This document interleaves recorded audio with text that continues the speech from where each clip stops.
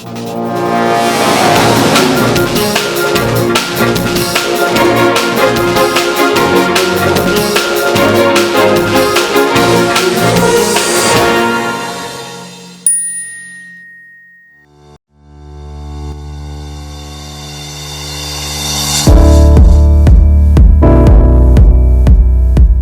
sejak tahun 1972, kami KSP Kopdit Obermas hadir dan bertekad untuk terus berkarya bagi bangsa.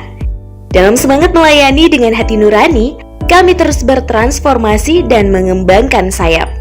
Hingga kini kami telah hadir di berbagai wilayah di bumi Nusa Bunga, dan kami tidak akan pernah berhenti. Dengan moto, engkau susah, aku bantu, aku susah, engkau bantu. Kami hadir dengan beragam produk simpan pinjam untuk melayani seluruh lapisan masyarakat. Dan demi menjawab tantangan zaman, kami terus berinovasi dan menghadirkan digitalisasi dalam layanan kami. Kami menjadi satu-satunya koperasi di NTT yang dipercayakan menjadi penyalur KUR. Kami juga adalah koperasi penyalur dana LPDB. Dan karena kepercayaan ini, Menteri Koperasi dan UKM Republik Indonesia telah mengunjungi kami secara langsung.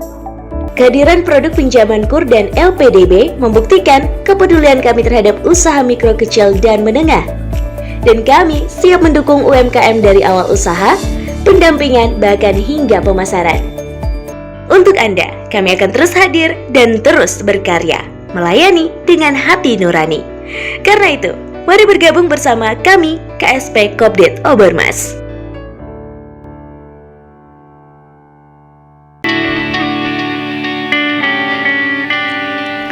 Halo pemirsa, apa kabar? Senang sekali saya Dewi Kumala. Selama 30 menit ke depan saya akan menemani Anda di program kesayangan kita, yaitu iBreak.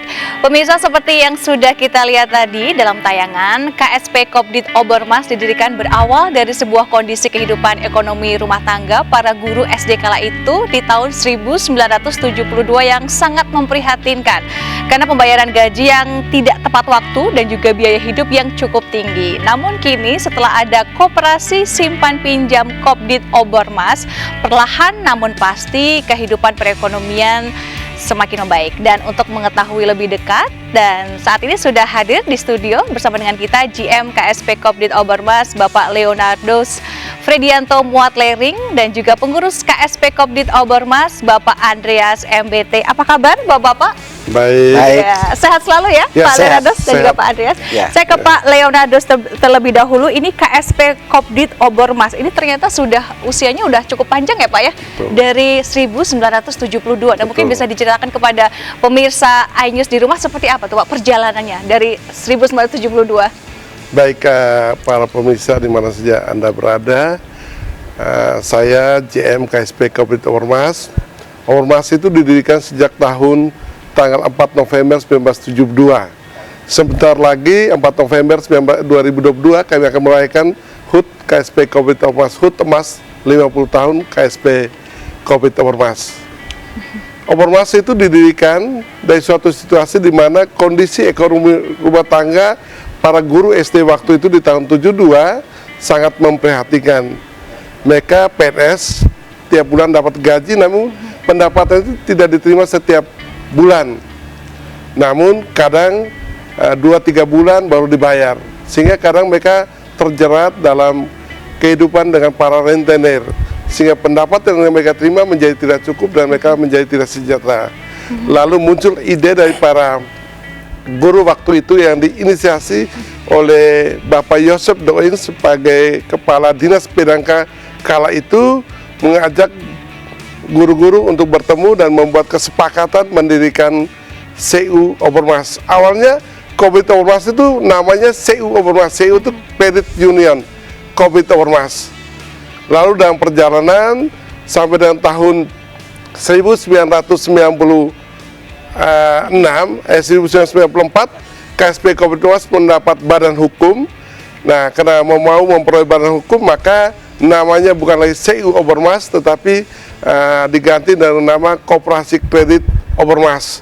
Dan anggota sudah mulai diperluas, tidak hanya para guru SD seperti awal didirikan, namun sudah bisa menerima anggota dari kalangan umum lainnya, termasuk masyarakat umum, juga para pegawai dari dinas yang lain. Oke, jadi perjalanannya cukup panjang ya. Betul. Saya ke Pak Andreas. Pak Andreas, ini kalau kita lihat tadi dari cerita Pak Leonatus, berarti memang perjalanannya cukup panjang ya Pak ya, dari tahun 72. Nah, kalau boleh tahu untuk wilayah Flores terutama Pak di daerah Maumere, apakah mungkin masih ada koperasi yang seeksis dari KSP Obermas yang memang sudah terbukti dari tahun 1972 sampai dengan saat ini masih ada?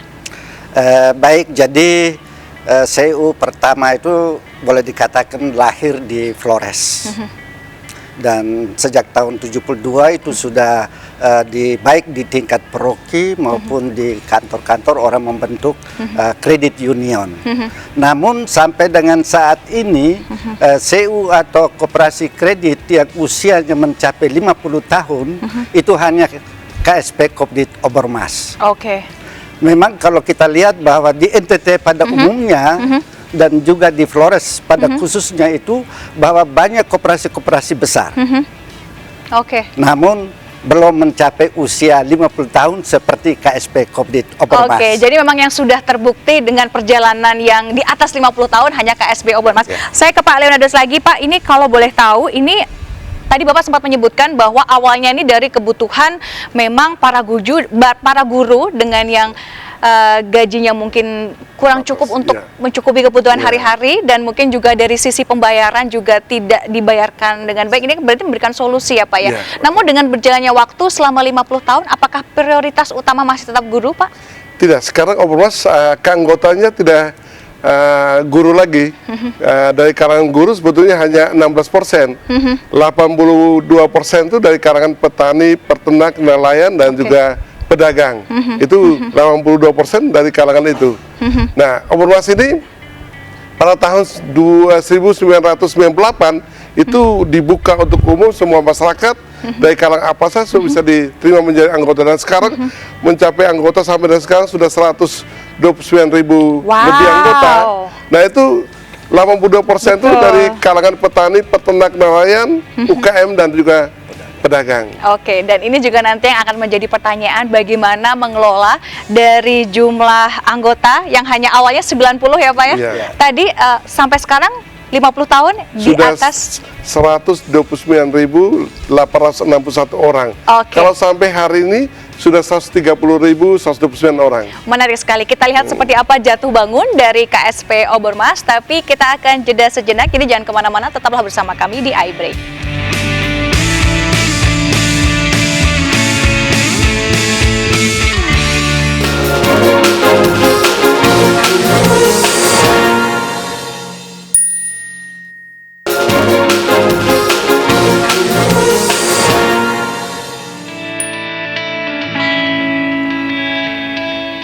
Kembali lagi bersama saya Dewi Kumala di iBreak, dan juga masih membahas mengenai tema kita hari ini, yakni KSP Kopdit Obermas, penyalur KUR dan pelopor digitalisasi. Pak Leonatus dan juga Pak Andreas, tadi kita sangat kagum ya Pak ya dengan perjalanan di atas 50 tahun, dan ternyata juga bisa mengakomodir jumlah anggota yang sekarang sudah tembus di atas 120.000. Itu tentu saja kan pasti ada jatuh bangunnya Pak. Mungkin boleh diceritakan Pak seperti apa jatuhnya dulu deh Pak. Oke, baik. Jadi kunci kita membangun koperasi simpan pinjam itu adalah di kepercayaan. Kalau kita bicara kredit itu pasti bicara kepercayaan. Betul. Kenapa koperasi simpan pinjam ini sumber modalnya dari anggota dalam bentuk simpan-simpanan, lalu uang itu terkumpul kita kembalikan kepada anggota dalam bentuk pinjaman. Sehingga CU itu punya moto, engkau susah aku bantu, aku susah engkau bantu. Sehingga yang punya kelebihan uang dia tabung di koperasi, lalu kita kumpulkan, kita kasih pinjam kepada anggota yang membutuhkan. Sehingga semangat tolong menolong solidaritas di antara anggota itu kita penuhi dalam situasi solidaritas seperti itu. Baik. Dalam kaitan dengan suka dukanya, memang ada suka dukanya. Saya ingat di tahun 1998 sebelumnya, Obermas itu hanya mengandalkan simpanan pokok, wajib, dan khusus. Betul. Sehingga kadang-kadang dengan simpanan itu saja yang diandalkan, pertumbuhan simpanan tidak maksimal. Sementara di sisi lain, kebutuhan anggota untuk pinjam itu sangat tinggi. Nah, karena kondisi itu kadang-kadang anggota ajukan pinjaman, kita harus mendaftarkan lalu dibuat nomor antrian atau urutan. Ketika modal ada, kita kasih pinjam. Dan tentu itu tidak bertahan lama. Lalu kami waktu itu di tahun 1998 ada program pelatihan kerjasama dengan Induk Koperasi Kredit kami, Inkobrit di Jakarta. Ada kesempatan kami dipilih menjadi koperasi kredit model untuk belajar tentang bagaimana mengelola CU yang modern bersama para pelatih itu dari teman-teman dari CU yang ada di Kanada. Dan saat itulah kami baru belajar bagaimana mengelola CU yang benar dan baik, di mana ditekankan tidak hanya mengandalkan simpanan dari pokok wajib khusus, koperasi juga harus menciptakan tabungan-tabungan lainnya untuk bisa mengajak anggota menabung di koperasi, sehingga kita ciptakan produk-produk simpanan untuk memotivasi anggota, ia punya uang lebih, dia bisa menabung di koperasi. Dan itu juga bagian dari pemberdayaan koperasi untuk membantu anggota mulai menabung. Nah, saya ingat benar dulu kami masuk dengan anak-anak sekolah. Nah, anak sekolah ini tabungan pelajar. Kami dari sekolah-sekolah membuat motivasi, diskusi dengan guru, mengajak mereka mulai menabung. Dan kami waktu itu membuat survei, ada satu sekolah di Mamere. Kita lihat survei dari hasil apa, kan jam istirahat anak-anak kan pergi ke belanja pisang goreng, roti goreng di UKM-UKM yang berjualan di situ. Kita cek, suatu hari itu mereka bisa belanja sampai 5-6 juta. Wow. Nah, saya berpikir berarti mereka ada uang anak sekolah. Berarti itu peluang ya Pak ya? Iya, 5-6 juta ini kita ajak, 3 juta yang kau belanja, 3 juta diajak masuk ke tabungan. Sehingga anak-anak kita dari awal mulai dengan menabung. Dan kami berjalan pelan-pelan dan sekarang tabungan anak sekolah kami sudah hampir 80 M lebih. Dari menabung 500, 1000, 2000 kami terima saja, dan banyak petugas saya saat turunkan ke sekolah-sekolah. Dan ketika anak-anak itu mulai belajar menabung, orang tua pun mulai pelan-pelan percaya untuk menabung di Opermas. Memang awalnya ketika kita ajak masyarakat untuk menabung, masyarakat itu pertanyaannya, apakah ini koperasi kalau saya tabung besok lusa saya tarik dia bisa bayar tidak? Betul. Nah, itu pertanyaan di kredibilitas ya Pak ya? Betul, soal kepercayaan, kredibilitas, transparansi di kalangan masyarakat yang punya uang dia mau tabung, muncul pertanyaan seperti itu. Dan kami punya tugas saat itu adalah berpikir bagaimana menciptakan kepercayaan ini. Dan salah satu solusi yang kami buat waktu itu sejak tahun 1998, saya bilang sama pengurus Pak JM, saya sampaikan kepada pengurus, Opermas sebaiknya diaudit oleh akuntan pabrik. Dan sejak tahun 1998 sampai sekarang, tiap tahun selalu diaudit dulu. Dan hasilnya selalu wajar tanpa pengecualian WTP.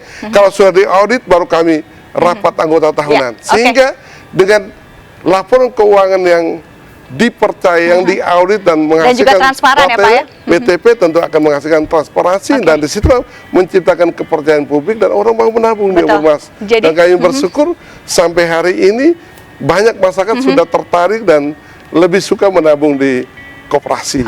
Dan ini juga ada dua prestasi yang perlu kita apresiasi dari tadi penjelasan Pak Leonardus, bahwa yang pertama adalah prestasi yang pertama ini tahun 98 tuh kita lihat bahwa itu ada krisis Asia dan krisis multidimensi di Indonesia, dan ternyata memang tahan badai ya Pak ya untuk koperasi. Dan yang kedua adalah literasi keuangan, khususnya untuk anak-anak yang tadi diajak untuk mulai belajar menabung, yang akhirnya orang tuanya jadi ikutan menabung. Bapak, yang menarik ini bahwa koperasi simpan pinjam itu kalau kita lihat modelnya hampir mirip dengan bank ya Pak ya. Mungkin bisa dijelaskan Pak Leonardus atau Pak Andreas bagaimana keunggulan dari koperasi simpan pinjam ini Pak? Baik, jadi koperasi simpan pinjam ini boleh dikatakan mirip dengan bank, karena memang kalau kita mau katakan kasarnya ya, koperasi simpan pinjam kan membeli uang anggota dalam bentuk simpanan, lalu dikembalikan ke anggota dalam bentuk pinjaman. Bank itu sama, dia membeli uang anggota dalam bentuk simpanan dan kembalikan kepada anggota dalam bentuk pembiayaan atau kredit, sama. Cuman di koperasi itu bedanya, anggota adalah pemilik, di bank anggota adalah nasabah. Nah, karena anggota sebagai pemilik, ketika koperasi simpan pinjam ada mendapatkan SAU, maka anggota akan mendapatkan yang disebut dividen atau balas jasa anggota. Nah, kalau di bank jelas tidak. Yang kedua, karena anggota ini adalah pemilik, maka ada produk-produk ikutan yang kita ciptakan yang berdampak untuk meningkatkan kesejahteraan anggota. Katakan di Opermas kita bikin arisan duka, anggota menabung, menyetor tiap bulan, tiap tahun 100.000, meninggal dapat 11 juta. Ketika anggota meninggal, sebagai pemilik, Opermas akan datang memberikan karangan bunga dan juga sumbangan duka. Kalau di bank pasti tidak. Juga di koperasi ada arisan kesehatan.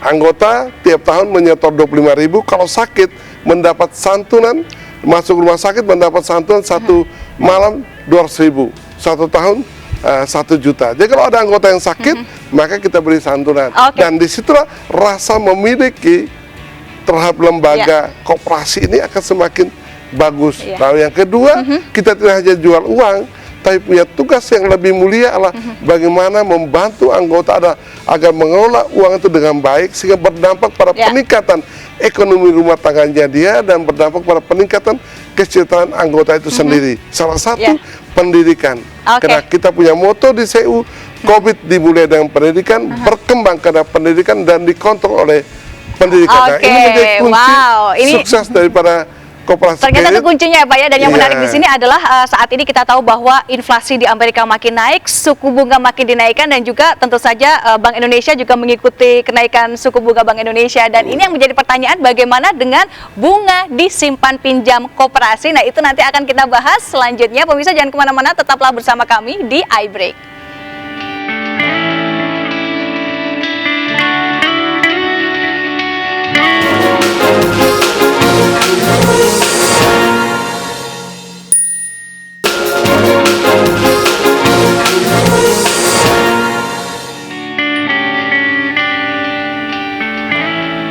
Ya, kembali lagi di iBreak dan juga saya masih bersama dengan kedua orang narasumber dari KSP Kopdit Obermas.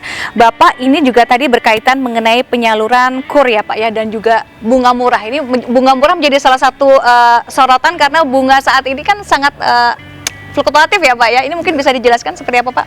Baik, suku bunga pinjaman sebetulnya suku bunga kredit sebetulnya tergantung dari suku bunga pinjaman. Nah, kita di Obermas karena kita berbisnis dengan anggota yang adalah pemilik dari koperasi, maka kita punya kesepakatan dalam rapat anggota tahunan, suku bunga simpanan tidak boleh lebih dari suku bunga pasar.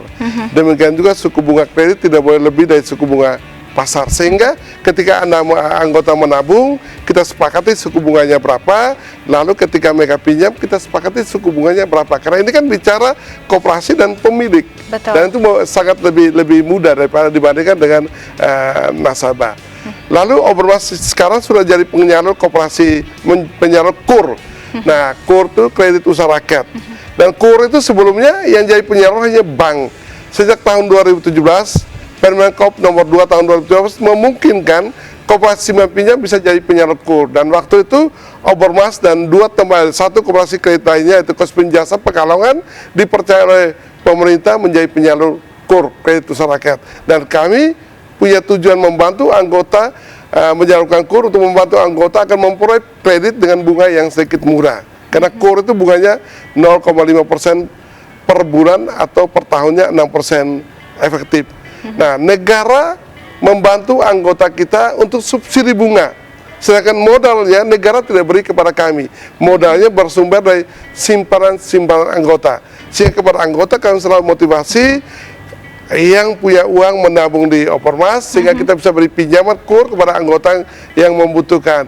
Dan anggota yang membutuhkan pinjaman KUR diberi kepercayaan pinjam KUR agar mengelola uang dengan baik untuk meningkatkan kesejahteraan dia, dan juga jangan lupa dikembalikan tepat waktu agar kami bisa juga membantu anggota lain yang membutuhkan. Dan hasil dari itu sudah 5 tahun kami jadi penyalur KUR, MPL pinjaman kredit KUR ini masih 0,0. Wow. Sekalipun di tengah krisis kemarin ada kondisi COVID ya Pak ya? pandemi COVID, anggota saya yang pinjam KUR itu tetap dengan punya kemampuan untuk bisa mencicil setiap bulan, sekalipun usaha mereka sedikit terganggu karena COVID itu. NPL NPL masih 0,0. Nah, itu kenapa? Karena pendidikan, pendampingan, kunjungan yang kita buat terus-menerus, sehingga kita bisa lihat sejauh mana mereka mengalami kesulitan dalam pengelolaan keuangan, dan kita bisa bantu mereka. Dan ternyata memang KUR ini memberikan subsidi bunga ya Pak ya, kepada seluruh anggotanya ya Pak yang mendapat pinjaman KUR. Dan kita sekarang akan menuju kepada penyaluran dari lembaga pengelolaan dana bergulir. Ini mungkin Bapak juga bisa menceritakan seperti apa kemudian model bisnis dan juga sistem dari penyaluran LPDB ini Pak. Baik, LPDB itu lembaga pengelola dana bergulir. LPDB itu sebetulnya BLU, Badan Layanan Umum, di bawah Kementerian Koperasi dan Kementerian Keuangan. Nah, saat COVID di tahun 2020, Obermas itu mendapat kepercayaan dari pemerintah menjadi penyalur dana PEN, dana pemulihan ekonomi nasional. Dan kami mendapatkan pinjaman 150 juta, yang mana uang 150 miliar ini kami kasih pinjaman kepada anggota untuk bisa kembali meningkatkan, menumbuh kembangkan sektor-sektor real anggota kita.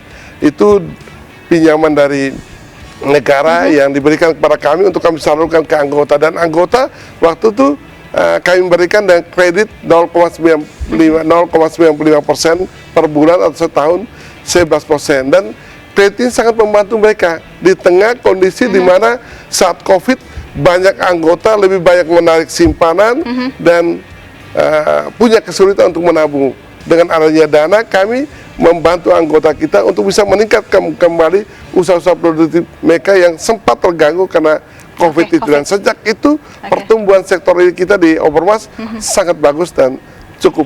Intinya ada perputaran uang baik dari di sektor real maupun di tabungannya sendiri ya Pak ya. Oke, Pak, sekarang kita menuju kepada digitalisasi. Ini kan menarik sekali bahwa memang kalau kita berkaca pada yang modelnya simpan pinjam itu kan di fintech sekarang juga ada juga ya Pak, peer to peer lending ya Pak ya. Nah, mungkin Bapak juga bisa menceritakan Pak seperti apa digitalisasi KSP Kopdit Obermas ini ke depan untuk improvingnya Pak, dan juga tujuannya seperti apa mungkin? Baik, jadi KSP Kopdit Obermas sejak tahun 1998 sudah mulai menggunakan program pelaporan keuangan namanya SIKOBRID, Sistem Informasi Keuangan Koperasi Kredit. Itu di program ini diciptakan atau dirancang oleh Inkobrid sebagai lembaga sekunder kami, dan program ini membantu kami untuk transparansi keuangan.